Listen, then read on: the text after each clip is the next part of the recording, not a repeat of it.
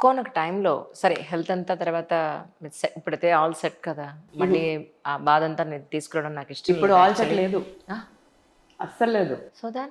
So post surgery I change 9 physiotherapist. Every ఫిజియోథెరపిస్ట్కి 3 months time ఇచ్చా. హ్మ్.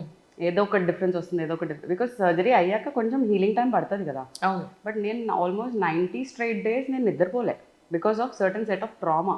హ్మ్. అప్పుడు జరిగిన సిచ్యువేషన్స్ వల్ల, నా నిజాయితీ వల్ల జరిగిన సిచ్యువేషన్స్ వల్ల ఆ ట్రామాకి వెళ్ళిపోయా. స్ట్రెస్ డిప్రెషన్ వేరే, ట్రామా డిఫరెంట్. అవునవును. నాకు కూడా తెలియదు నేను ట్రామాలో ఉన్నానని.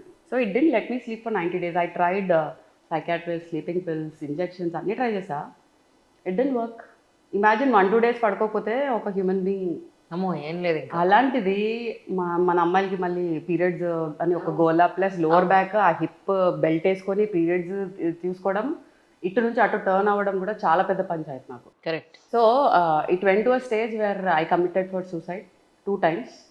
And then I got admitted in hospital. పాపం మా mummy, she was all through time there. ఇంకా తను నేను కూడా నీతో పాటు చచ్చిపోతా అనేదే ఉంది. అట్లా ఉంది సపోర్ట్, క్రేజీ సపోర్ట్ నాకు.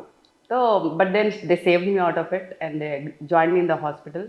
5 days నాకు continuous I think 6-7 injections on daily base ఇవ్వడంతో పడుకున్నా ఫైనల్లీ. ఒక 1 week పడుకుంటూనే ఉన్నా.